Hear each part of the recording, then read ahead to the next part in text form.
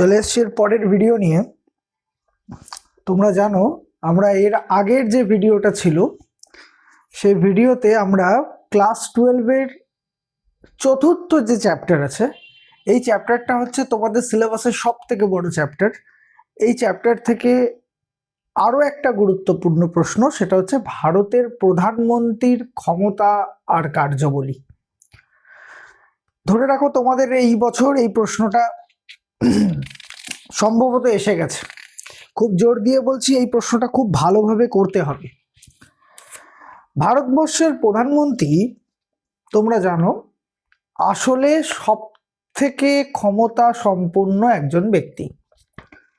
রাষ্ট্রপতি হচ্ছে নাম সর্বস্ব একজন দেশকে পরিচালনা করে, কিন্তু আসলে আমাদের দেশের সরকারের প্রধান সেটা হচ্ছে প্রধানমন্ত্রী।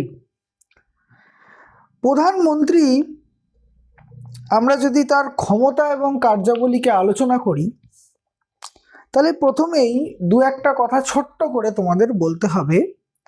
তোমরা যখন এর উত্তরটাকে লিখবে তখন প্রধানমন্ত্রীর ক্ষমতাকে কয়েকটা ভাগে আমরা ভাগ করছি, যেমন রাষ্ট্রপতির করেছিলাম। প্রথম ভাগটাই হচ্ছে প্রধানমন্ত্রী হচ্ছেন লোকসভার নেতা।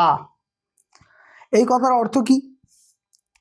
তোমরা জানো যে আমাদের যে আইনসভা আছে, তোমরা টিভিতে যে পার্লামেন্ট দেখো, সেই পার্লামেন্টের দুটো কক্ষ আছে, একটার নাম রাজ্যসভা, একটার নাম লোকসভা।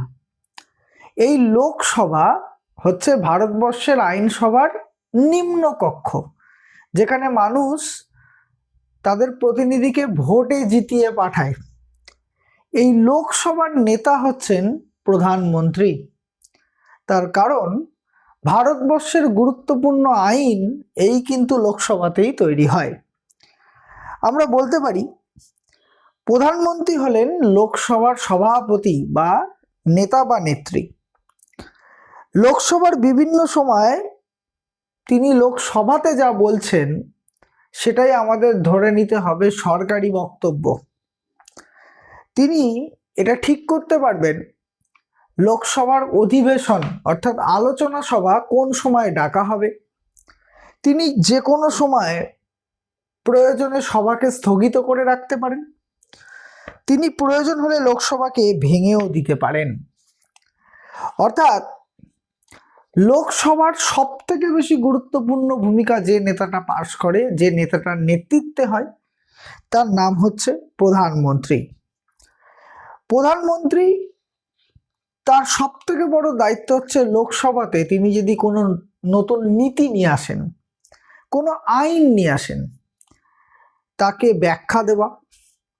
বিরোধীরা যদি কোনো প্রশ্ন করে তার উত্তর দেওয়া। তোমরা জানো যে ধরো কোনো বিরোধী কোনো একটা প্রশ্ন করলো এবং সেই দপ্তরের মন্ত্রী যদি তার ঠিক মতন উত্তর না দিতে পারে, সেই ক্ষেত্রেও প্রধানমন্ত্রী কিন্তু এগিয়ে এসে তাকে সাহায্য করে। অর্থাৎ আমরা বলতে পারি যে লোকসভাটা আসলে হচ্ছে প্রধানমন্ত্রী কেন্দ্রিক। লোকসভার সর্বোচ্চ নেতা হচ্ছে প্রধানমন্ত্রী। দ্বিতীয় কথা, দলের নেতা।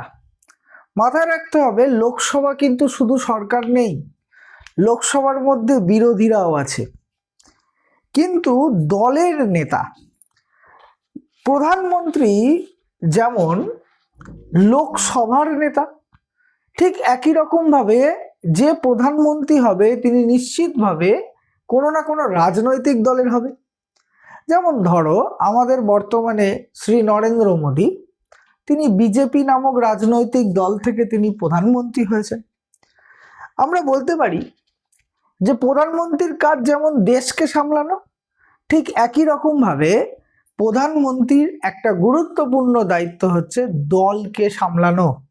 তার কারণ প্রধানমন্ত্রীর ভাবমূর্তির ওপর অনেক কিছু দলের ভাবমূর্তি নির্ভর করে।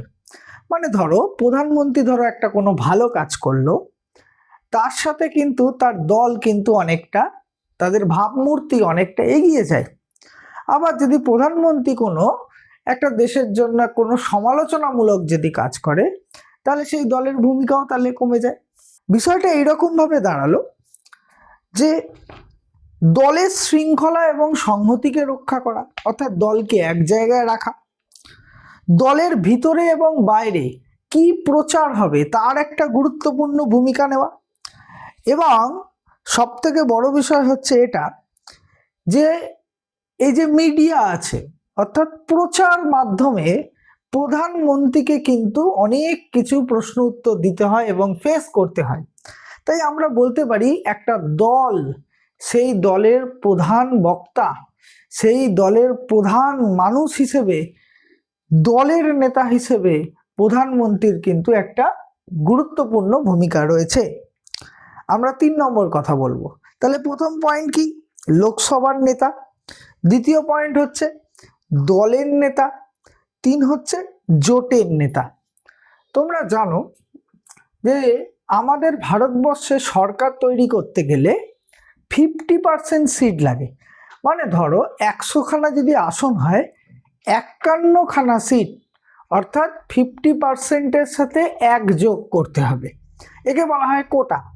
তাহলে ভারতবর্ষে সরকারে আসবার জন্য যদি জোট করে তারা সরকারে আসে, জোট মানে কয়েকটা দল যদি একসাথে করে যদি সরকার আসে, সেই সরকারের যে জোট সরকার যে তৈরি হলো, সেই জোট সরকার কিন্তু তাকে ধরে রাখবার একটি গুরুত্বপূর্ণ দায়িত্ব হচ্ছে প্রধানমন্ত্রীর।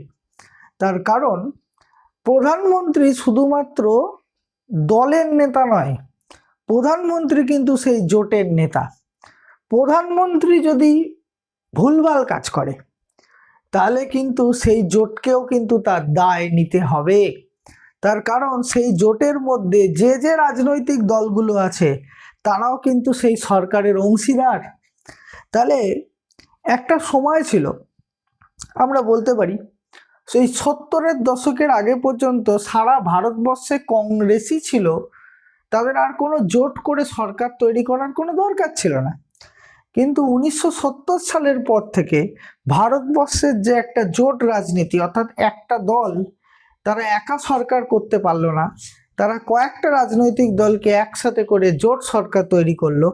বর্তমানেও তোমরা জানো যে আমাদের দেশের যে কেন্দ্র সরকারটা চলছে সেই দলটাও কিন্তু বিজেপি, তার কিন্তু একক ক্ষমতায় সরকারটা চলছে না, এটাও কিন্তু একটা জোট সরকার চলছে। এই জোট সরকারের দায়িত্ব কিন্তু আমাদের নরেন্দ্র মোদীকেই নিতে হয়েছে। তারপরে চতুর্থ একটা গুরুত্বপূর্ণ পয়েন্ট হচ্ছে মন্ত্রী পরিষদের নেতা।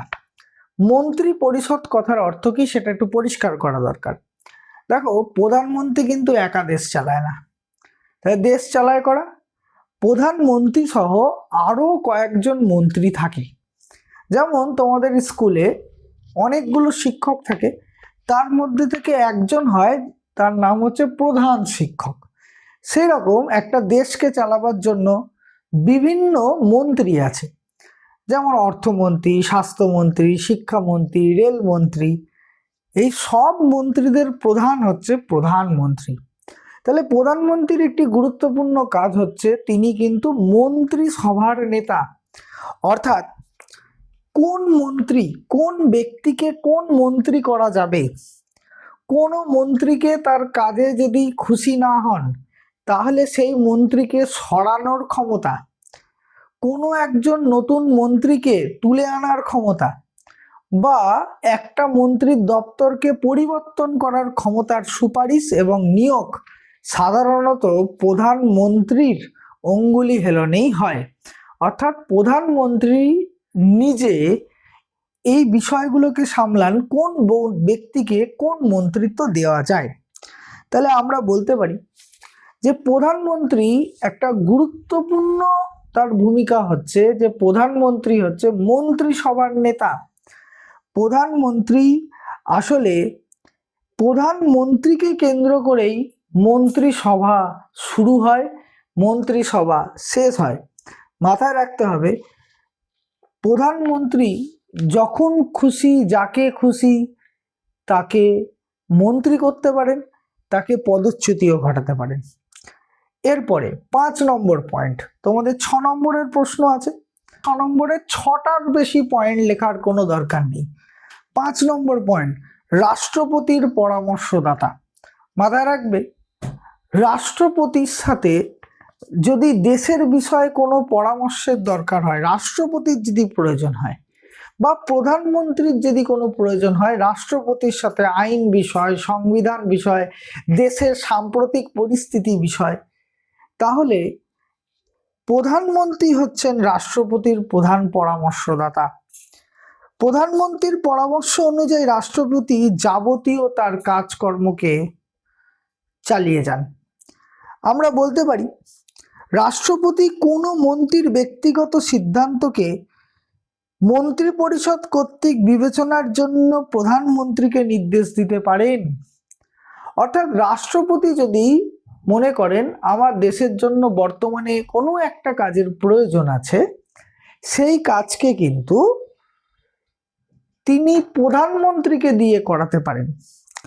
এর পরের কথা মাথায় রাখতে হবে, শেষ পয়েন্ট, সেটা হচ্ছে জাতির নেতা হিসেবে প্রধানমন্ত্রী।